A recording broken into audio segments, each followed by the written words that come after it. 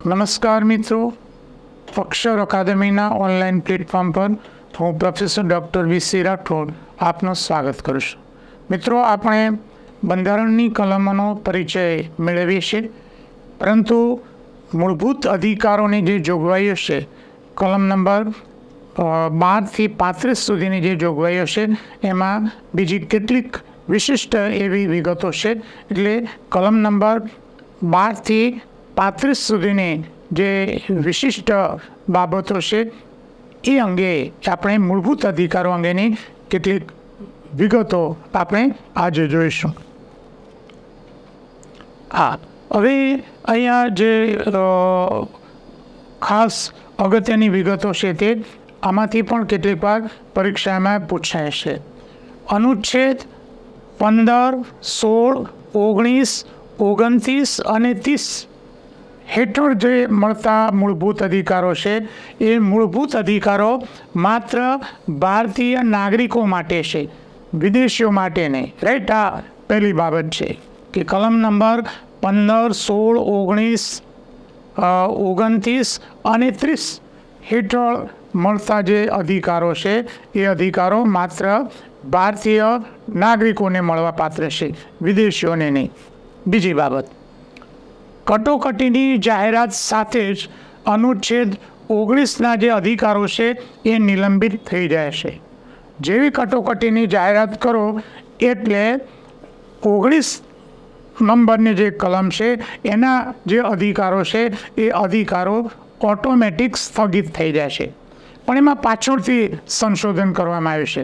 કયું સંશોધન છે એ જોઈએ. જો કટોકટી સશસ્ત્ર દળોના વિદ્રોહને લીધે, એટલે કે ભારતમાં એવું બન્યું નથી, પણ જો સેના વિદ્રોહ કરે અને કટોકટી લાદવામાં આવે તો પછી આ કલમ છે એ નિલંબિત થતી નથી. રાઈટ, આ પાછળથી આ જોગવાઈ કરવામાં આવે છે. રાઈટ.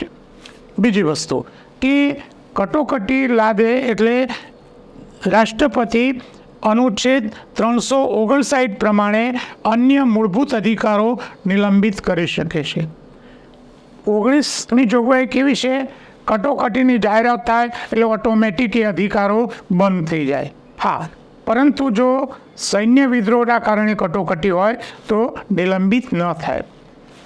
કટોકટી લાદ્યા પછી બંધારણની કલમ 359 મુજબ રાષ્ટ્રપતિ બીજા અધિકારોને પણ નિલંબિત કરી શકે છે. કે આપણને જે બીજા અધિકારો છે એ અધિકારોને પણ સ્થગિત કરી શકે છે, પણ એ માટે રાષ્ટ્રપતિએ એને જાહેરનામું બહાર પાડે છે. વાણી સ્વાતંત્ર્ય માટેનો જે અભિવ્યક્તિનો અધિકાર છે એ માત્ર ભારતીય નાગરિકો માટે છે, ભારતમાં વસતા વિદેશીઓ માટે નહીં. રાઈટ, એક ખાસ ધ્યાનમાં રાખવા જેવી જોગવાઈ છે કે વાણી સ્વાતંત્ર્યનો અધિકાર એ માત્ર ભારતીય નાગરિકો માટે છે. ભારતમાં કોઈ વિદેશીઓ રહેતા હોય તો એમને આ અધિકાર મળતો નથી. એના પછીની વિગતો જોઈએ. અનુચ્છેદ 32 પ્રમાણે બંધારણીય ઉપચારનો અધિકાર સુપ્રીમ કોર્ટની જેમ હાઈકોર્ટને અનુચ્છેદ 226 પ્રમાણે અધિકારોના ઉલ્લંઘન સંબંધી કાર્યવાહીની સત્તા છે. રાઈટ, એટલે કે કલમ નંબર 32 પ્રમાણે સુપ્રીમ કોર્ટ અને 226 પ્રમાણે હાઈકોર્ટને જ્યાં જ્યાં બંધારણનું ઉલ્લંઘન થતું હોય ત્યાં એ કાર્યવાહી કરી શકે છે. ભારતીય બંધારણમાં પ્રેસની સ્વતંત્રતાના અધિકારની સ્પષ્ટ જોગવાઈ નથી, પરંતુ એ જોગવાઈ અનુચ્છેદ 19(1) એમાં આવી જાય છે. પરીક્ષામાં કોઈક વાર પૂછવું હોય તો પૂછી શકાય કે પ્રેસની સ્વતંત્રતાની જોગવાઈ કયા અનુચ્છેદ અંતર્ગત આવે છે? કલમ નંબર 19(1) એનો એ સાકલ પેપર કેસમાં સુપ્રીમ કોર્ટે આ ચુકાદો આપ્યો છે. સુપ્રીમ કોર્ટ એ મૂળ અધિકારોની રક્ષક ગણાય છે. આ પ્રશ્ન પણ ઘણીવાર પરીક્ષામાં પૂછાય છે કે મૂળ અધિકારોને રક્ષક કોણ ગણાય છે? Supreme court. અનુચ્છેદ 20 અને 21 દ્વારા મળતા અધિકારો કટોકટી સમયે પણ નિલંબિત થઈ શકતા નથી. રાઈટ. આ કલમ નંબર 20 અને 21ની જે જોગવાઈઓ છે એ જોગવાઈઓ કટોકટીમાં પણ એ ચાલુ રહે છે, એને નિલંબિત કરી શકાતી નથી.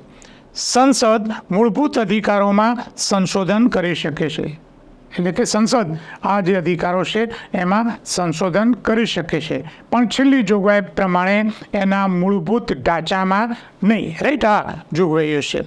મિત્રો, 2 અમારા પુસ્તકો છે, ભારતનું બંધારણ અને રાજ્ય વ્યવસ્થા, ઓનલાઇનર અને MCQ. ક્લાસ 3 માટે, કોન્સ્ટેબલ માટે એ ખૂબ ઉપયોગી પુસ્તક છે. જેને ડિટેલમાં સ્ટડી કરવી છે એના માટે ભારતનું બંધારણ અને રાજ્ય વ્યવસ્થા અમારું પુસ્તક છે. આ ઉપરાંત અમારી 2 ટેલિગ્રામ ચેનલ છે, BC રાઠોડ કરંટ અફેર્સ, જેમાં રોજે રોજનું કરંટ અફેર્સ ઉપરાંત માસિક કરંટ અફેર્સ, દરરોજની 10 થી 15 જેટલી પોસ્ટ અને 1-2 ફ્રી વિડીયો દરરોજ એમાં મૂકવામાં આવે છે. આ ઉપરાંત અમારી બીજી ટેલિગ્રામ ચેનલ છે ગૌરવંતી ગુજરાતી, જેમાં ગુજરાતી ભાષા, ગુજરાતી સાહિત્ય અને ગુજરાતી વ્યાકરણને લગતી પોસ્ટ મૂકવામાં આવે છે.